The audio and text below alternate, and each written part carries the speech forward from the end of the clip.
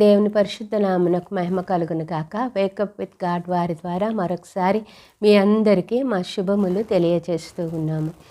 ఈరోజు మన అంశము బీ మెచ్యూర్, పరిపూర్ణతలోనికి నడిపించబడ్డం. ఇంతవరకు మనము ఈ తుఫానులో నిద్ర అనే అంశం మీద 3 విషయాలు ధ్యానం చేసుకున్నాం. బీ అలర్ట్ అని, బీ వైజ్ అని, బీ సీరియస్ అని మనం నేర్చుకున్నాం. తుఫాను లాంటి అనుభవాలు ప్రభు మన విశ్వాసంలో ఎదగడానికి అనుగ్రహిస్తాడని, ఆ అనుభవాలలో మనతో పాటు ఆయన ఉంటాడని, మన నుండి విశ్వాసాన్ని ఆయన ఎక్స్పెక్ట్ చేస్తాడని చూసాము. తర్వాత ఆయన మనతో ఉన్నప్పుడు మనకి ఏమీ భయపడవలసిన అవసరం లేదని, ఆయన అన్నీ చూసుకుంటాడని కూడా మనం నేర్చుకున్నాం. మరి ఈరోజు బీ మెచ్యూర్. ఇక్కడ ఈరోజు మనం చూసే సత్యం ఏంటంటే, సర్వజ్ఞాని అయిన దేవుడు ఆయన తెలిసే ఈ తుఫానుని అనుమతించడమే కాకుండా శిష్యుల యొక్క స్పందన కోసం ఎంతో ఎక్స్పెక్ట్ చేస్తూ ఎదురు చూస్తూ ఉన్నాడు. ఈ తుఫాను రాగానే శిష్యులు ఎలా స్పందిస్తారు? నేను వారితోనే ఉన్నాను, ఆ దోణిలోనే ఉన్నాను, నేను క్రింద ఉన్నాను, వారు పైన ఉన్నారు. వారు పైన నీళ్లలో ముంచితే అందరం మునిగిపోతాం, మునగకపోతే అందరం సజీవంగా ఉంటాం. వారితో పాటే నేనున్నాను.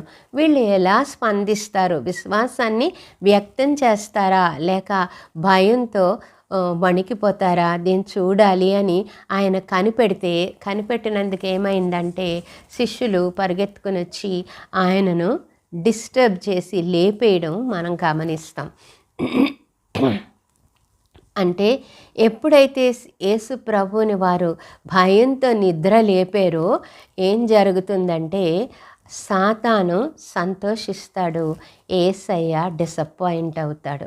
సాతానును సంతోషపెట్టడం కానీ, యేసయ్యను డిసప్పాయింట్ చేయటం కానీ మన చేతిలో ఉంది, విశ్వాసి చేతిలో ఉంది.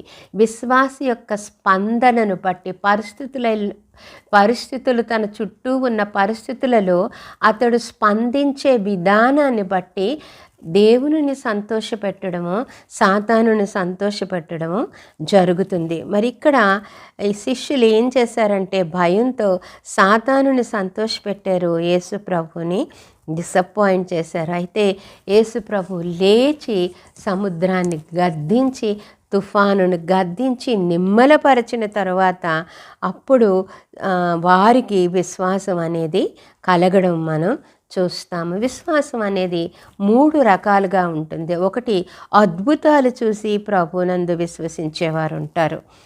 రెండవది, ఆయన యొక్క సన్నిధిని తమతో ఉన్న ఆ పరిస్థితుల్లో ఆయన మీద ఆధారపడి జీవించటానికి బదులు ఆయనను ఆశ్రయించకుండా పరిస్థితులను ఆశ్రయించటం అనేది చూస్తూ ఉంటాం. మూడోది ఏంటంటే, ఆ తుఫానులో కూడా ఆయన మనతో ఉన్నాడు అనేది గ్రహింపుతో ఎదగడం అనేది. మరి ఇక్కడ మనం గమనిస్తే ఈ శిష్యులు నేర్చుకోవాలి అని యేసు ప్రభు ఎక్స్పెక్ట్ చేసింది ఏంటంటే, my presence is sufficient to you in all circumstances అని. తుఫానులో, సంతోషంలో, దుఃఖంలో, బాధలో, సమస్యలో, ఇబ్బందిలో, ఇరుకులో, అన్ని పరిస్థితుల్లో కూడా యేసు నీతో ఉంటే ఆ సన్నిధి నీకు చాలు. ఆ సన్నిధి నీకు అన్నిటినీ సమకూరుస్తుంది. అప్పుడు నీవు తుఫానును చూసి నవ్వుతావు, తుఫానులో నిద్రపోతావు. అటువంటి అత్యున్నతమైన విశ్వాసపు స్థాయిలోనికి దేవుడు నన్ను నడిపించును కాక. పరిశుద్ధుడైన మా పరలోక ప్రియ తండ్రి, నీ ఘనమైన నామానికి వందనాలు ప్రభా. తుఫానులో నిద్ర అనే అంశం మీద నాయన మీరు మాకు బయలుపరిచినటువంటి అనేకమైన సంగతుల కొరకు వందనాలు నాయన.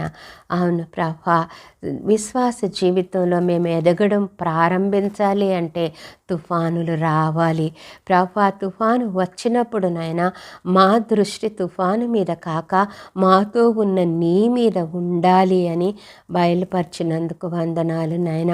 జ్ఞానం కలిగి ప్రవర్తించాలని బయలుపరిచినందుకు వందనాలు నాయన. మరి ఆ తుఫాను లాంటి అనుభవాలలో నీ సన్నిధిని మేము ఆశ్రయించటం, నీ సన్నిధి మీద ఆనుకోవటం మేము నేర్చుకునేది 3వ స్థాయి యొక్క విశ్వాసంలో 3వ స్థాయి అని నేర్పించినందుకు వందనాలు నాయన.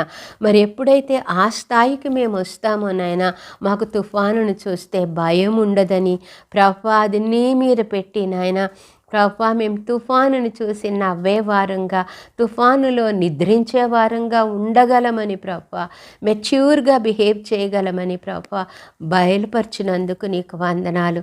నేర్చుకున్న విషయాలు మా జీవితాలకు అన్వయించుకుని నిన్ను మహిమపరిచే కృప దయచేయమని యేసు నామములో అడిగి వేడుకొంచున్నాం తండ్రి. ఆమేన్.